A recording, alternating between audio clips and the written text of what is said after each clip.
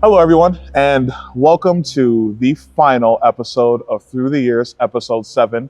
And today I have the current horn sergeant of STRYKE Wynds, Mr. Jonathan Salazar. How's it going?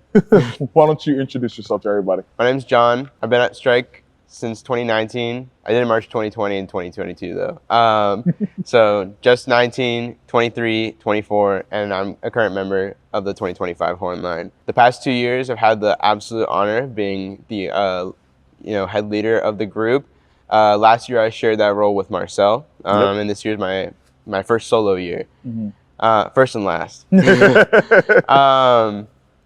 In 23, I was also a very small part of the leadership team. But, 19, I was coming fresh out of high school. In between that time, I had the pleasure of, being a contracted member of the 2020 Cadets Horn Line. And then I ended up marching my age out in 2022 with the Bluecoats. Sorry. Yeah, that show. After I aged out, I still had that desire, chasing the high of drum corps. And before I had left the Bluecoats, I had the pleasure of seeing the 2022 show at my alma mater high school, at the Jupiter show. And I caught that show there, and I immediately thought, what's the harm in marching STRYKE after drum corps? In fact, Josh even found me in the Lucas Oil lot after finals retreat and was like, "So, what are you doing in the winter?" And I told him I would only come back if I got to play high notes and run around the gym. So I got to do so. I did have some personal life stuff going on in between 2023 and 2024. The one constant solace that I've had throughout my life was STRYKE. It's really become a second home, and honestly, in this dead period of band where only indoors really going on, and I don't really know what to do with myself. So that's why I keep finding myself here. Being essentially a normal member in 2023, and then going from that to leading the group the past 2 years, I can't even begin to tell you what that's been like. 2024, which is the year we're supposed to be talking about, is honestly hands down my favorite year that I've ever marched of STRYKE. Probably honestly one of my favorite years of marching, period. How come? Just the batch of rookies that year are some of the most hardworking, dedicated members I've ever met in my entire life. Other than that show is very, very visually hard. Yes. Yeah. Very, very visually hard. And for me personally, that show was also very hard because, in case you guys didn't know, I played the piccolo trumpet solo. Shut up! So, yeah, that when I tell you learning that solo, I had a strict regime that entire season. Literally Monday through Friday, I was practicing at least for 2 hours a day or more just to make sure my solos were good, then doing my video assignments. Those solos had to be the hardest music I've ever played in my entire life. On an instrument I wasn't all too familiar with. I only had briefly played, in a college band class, Right. So in that sense, how did it feel being a soloist in 24? I don't think I've ever talked about that, but I think you and Nate, and I think probably Mason, probably have had the hardest solos in the STRYKE Wynds history. Probably some of the hardest stuff Robbie's ever written. Being a soloist in 24, it was scary. I'm sure, if you talk to Ben or Patrick or whatever, you catch them, you could always have a conversation with them and feel free to ask them, how I was before a show. Yeah. I usually had 2 moods before a show. It was stone cold killer, don't talk to me, or it was me tweaking out. It depended on how the rehearsal run went. If I messed up during the run, I was usually tweaking out before the show, trying to calm myself down and get ready to play the solo. Or if I had a good run in the final rehearsal run, I was locked in from the I couldn't get unlocked between the end of rehearsal and the start of the show. Huge pleasure. And even coming into this year, as you know, like an unk, maybe even a little washed. It was nice to like. I know you didn't have to say washed. A little washed. It was just a little bit. It was really nice to like see that role be passed on to rookies that I helped build. Yeah. Like seeing Kevin, a rookie from 2023, my first year back after drum corps, who was just a little high schooler, now playing a gorgeous flugelhorn. Yeah, flugelhorn solo. Oh my god. Oh my god. I cannot begin to tell you like how proud I was the first time I heard him play that, and just how great he sounds. So like getting to pass that down to somebody else, and like getting to, you know, share my responsibilities, you know. I'm also the screamer. Getting to, you know, to still uphold my responsibilities. You are such a trumpet player, you know that, right? Getting to uphold my responsibilities as well. It's really a huge pleasure. Yeah. So I guess in that regard, you know, I never had this conversation. You and Pat are the only ones. You guys, there's eras of leadership. You and Pat are the only ones that have been through the Jamar era, the Carrasco era, and now the Salazar era. Yeah. How does that feel? It feels really, like at first it was really strange because being the main leader of like a group like this, you know, from the outside, it feels like as a normal member that everybody or anybody could do this job. And I don't think anybody who hasn't had this role before knows just how much goes into this. It's a lot.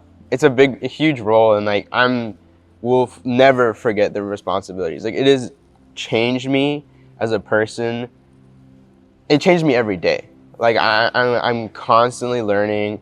I'm constantly taking parts of people's leadership styles that I like, you know, things I've heard over the years. You know, I've come to like this full circle moment where I've learned that everybody has something to offer me. Of course. As a leader. Only having done like bands like this, you know, from high school and doing STRYKE the first time, like I can't even tell you like what that felt like. You know, it literally felt like restarting doing band altogether. Like day one as a rookie at STRYKE, it was just like freshman in band camp. Like I did not know what was going on. And that was also the first year Josh introduced vectors. Yes. The burn on your calves. The burn on your calves. I had never experienced, like, even though Josh had taught me while I was in high school, I had never experienced anything like that level of visual demand, that level of like attention to detail. And quality, and you know, like that 19 line, like we were just doing stuff for fun. Right. Like we were marching around doing vectors. We had these big shoes that were really heavy. Yep. We were marching around with our mouthpieces and credit cards on top of them. Just to balance. Just to work on balance and weight transfer. Like I can't even, we were just doing stuff. And it paid off. That show was awesome. Yeah. And I had never been in a horn line like that. Like my senior year at Jupiter was probably the loudest I had ever played, or like, you know, the cleanest I had ever played something. So going from that to doing STRYKE and being taught by a whole new, you know, music staff, a whole, you know, like having Josh there as like an anchor of support. But even then, it was very different. Having a leader like Jamar and Stu around, like changed my life. Yeah. I had never experienced like having leadership like that until I was with them. Yeah. And I had my like rough spots that season. You know, I had some like personal stuff going on during that season, and I don't know. At first, I thought it wasn't for me. I'm gonna be so real. What? At first, I thought like 19. Like I left that season. I was like, that was a cool experience. Nobody could take it away from me. Maybe that's not for me though. I knew that I wanted to do STRYKE as a stepping stone to get me to drum corps. That was my main goal. Interesting. I didn't know that about you actually. Yeah. At the time, like we had a bunch of instructors at Jupiter who were teaching various drum corps. Like, correct. You know, Nick Skinner was teaching at BK. I had another staff member named Rob Johnson who was also teaching at BK, and they were trying to get me to go there, and I didn't have the funds, so I didn't end up marching that year. And then before Strike, or like leading into Strike, I had actually auditioned to be at the Cadets in 2019. Yeah.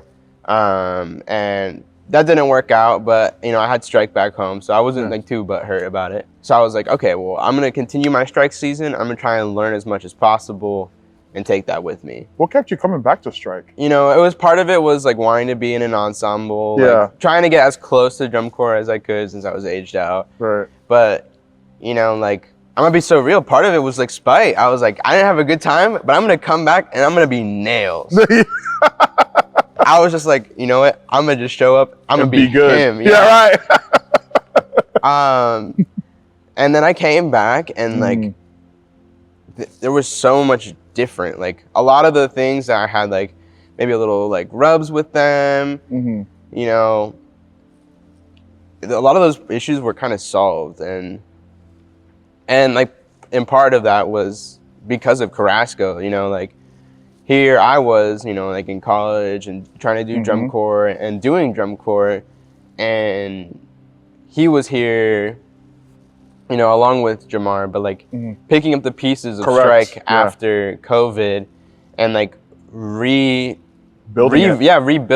like the culture, and like he really did craft something special. Like all of our alumni in the years previous, you know, like having one of my best friends is Brad. Yeah. And he marched 17, 18, 19, and 20.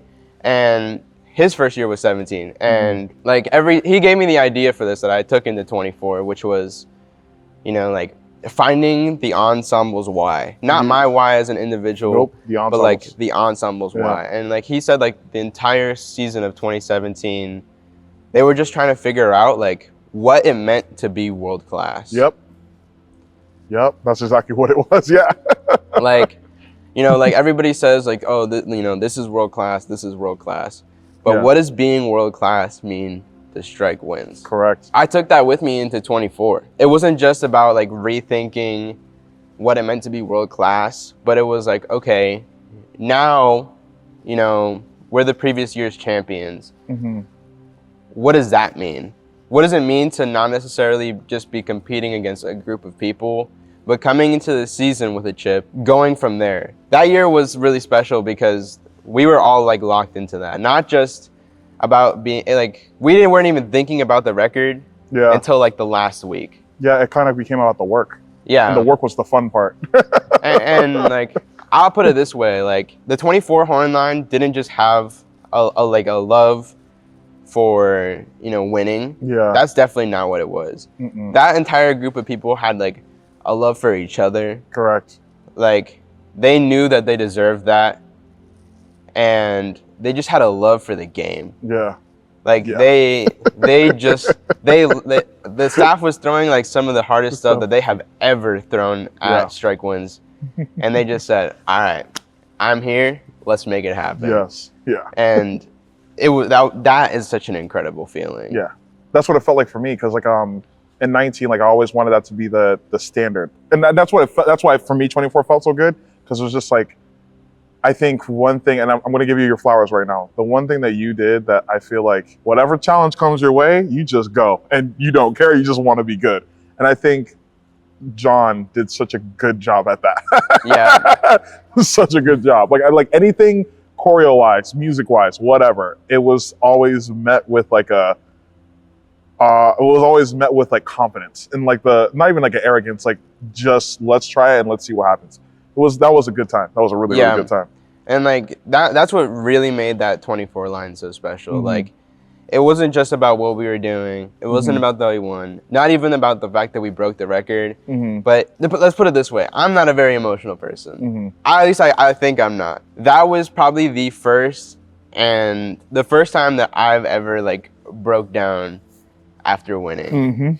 Like there's a video, like once we found out we broke the record, I literally jumped into Patrick's arms. I'm like, I did not, like, I was just freaking out. Like we went to go like, you know, hold the trophy, take the picture, shake the you know, CEO of the WGI board or whatever, his hand. I'm a mess. Like my makeup from the show makeup, it's like running down my face. I'm like, I could barely stand. I'm like, Yeah, right. And that was also my first time doing that. Yeah. You know, like in 19, like I watched you and Stu and Evan do that. And in 23, I watched Alex do that with the like main leadership team. And in 24, like getting to do that myself with Marcel. Yeah. Was, I can't even describe the feeling. It was beyond an honor. What does 25 feel like for you? I feel like for like 25 for you, sorry, not to over talk you. I feel like 25 for you is like your epilogue. Yeah, I do. I like, not only has this season been about like kind of passing the torch on to the younger members. Like I'm sure all the older people who have marched like 4 or 5, even 6 years, you know, will tell you like that's what this whole season has been about. This season has also just been a lot about. There was a lot of new things this season. Yeah. A lot of rookies, a lot of experiencing what it's like to have a large vet culture, you know, for the good or the bad. But this year has also, you know, we're in a new housing site that's, you know, offered us some challenges as well. But being here this year has been like an absolute blessing to like close the chapter, like this chapter of my life, at least as a performer. Playing a really challenging book, but it being our 10th anniversary, there's just so many nods to previous shows in our, and so many nods, so many, you know, how you look on it, like symbolism within our show relating to that, you know, it goes as deep as you want it to go. Yeah. I mean, for me personally, like the fact that our closer is Remember from The Lion King, like that is something I will remember. I remember my first day of Wins, and now we're playing Remember from The Lion King. So like the circle, it's kind of how like circle. Literally. And it's been crazy like watching what this has grown into and like getting to play a very small part in its growth. And like that is part of the new experiences of this season as well. Is obviously every season of every group is going to be different, and there's going to be growth depending on what's going on. But the growth of last year to this year is just, I can't really even speak for it. Like we are a very good hornline. We are a very tight-knit group of people. We all love each other very dearly. And that's what matters. Yeah, and that's what matters. What would you say, honestly, you're kind of like you're the, you know, you and Marcel are like the sages of the group. What would you tell your rookies? If there's any message you'd want to tell them. Yeah, to tell the rookies, I mean, I speak a lot. Like, sometimes I feel like I'm like a preacher because I will give you like the most motivational talk, but I'm also not afraid to be the hard dog. But to my rookies, I would say just keep growing. Like, you're doing the right things.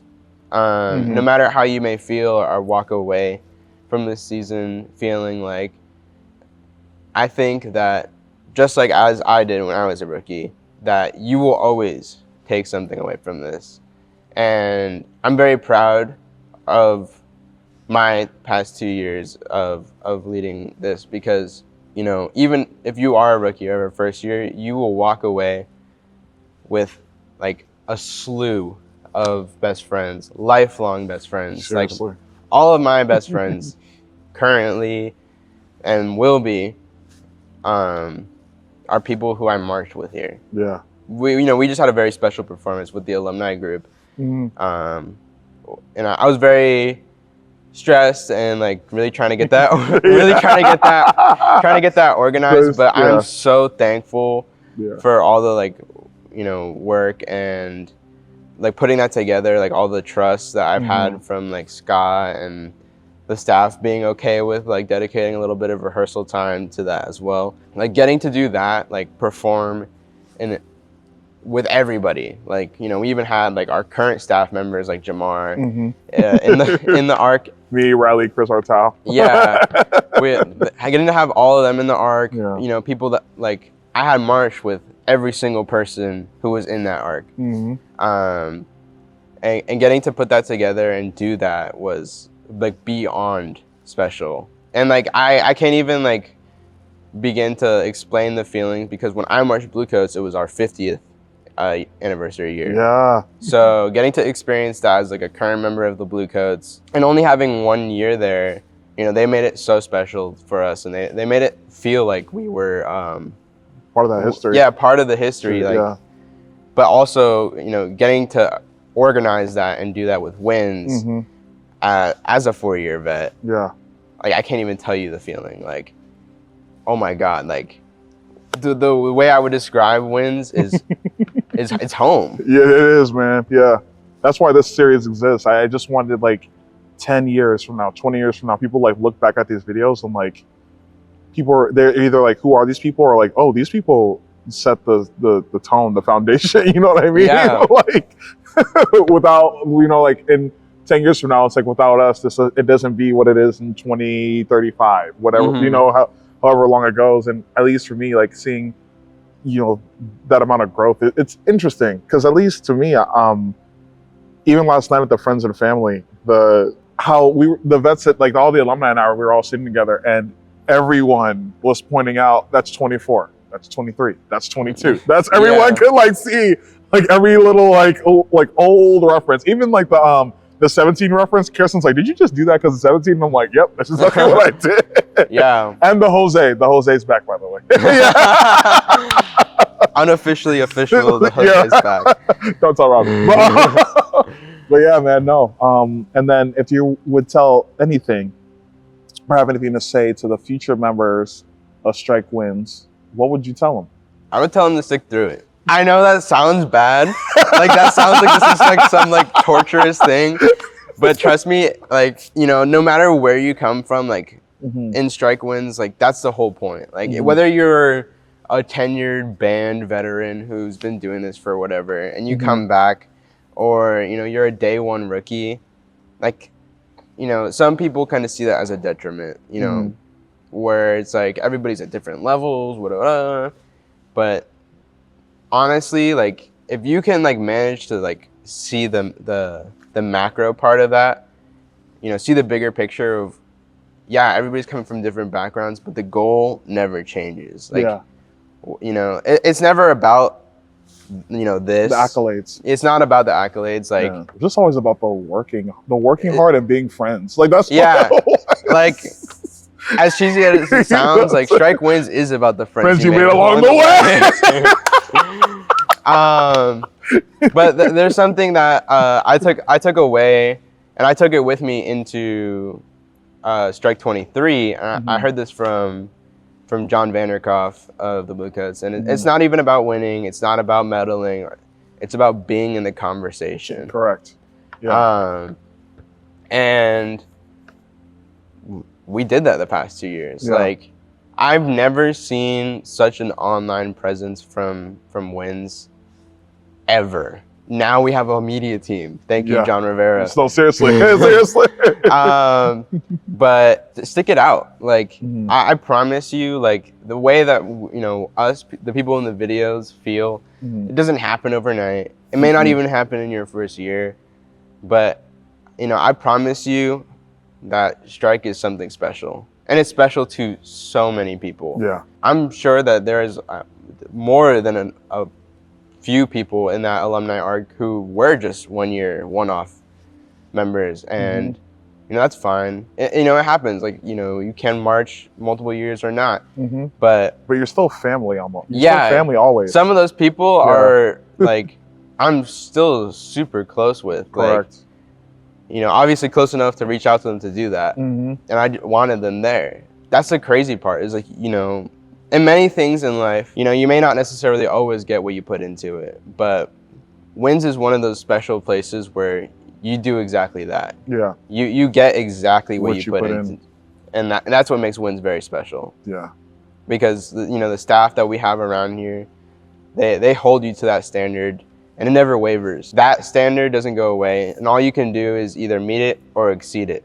And the culture that we've built the past couple of years is, You know, we're gonna get to that bar and we're just gonna keep raising it higher and higher. It's gonna be something special. You know, even if I'm not a part of it, I have full faith that any one of my team can fill this role and do it well. Passing the torch. I got to. I'm 25, man. I'm tired. Yeah, right. You're my age. Well, actually, you're older than me when I stopped. I stopped at 23. Really? I was 23 when I was like, all right, I'm over. But then I started earlier, so that makes sense. Yeah. But yeah, no, John, this was good, man. I wanted to say, because I know it is the last episode, I wanted to really give you your flowers. You make me such a proud alumni. Like, you really do. Like, there's things from you as a leader that I steal, that I learned from, that I want to take. Like, you even taught me. It's kind of like what Stu was for me when I was marching, of, you know, my balance out. There's so many things that, like, when I was a leader, that, like, man, I wish I would have stole that in 2019. Yeah. I wish I did that. I wish, if I had that, I wish I could. Like, you do a really good job here. You've done a really good job here. And I think anyone that was under your leadership, they appreciate you, regardless if you pushed them or regardless if you roasted them. You more than did your job. Yeah.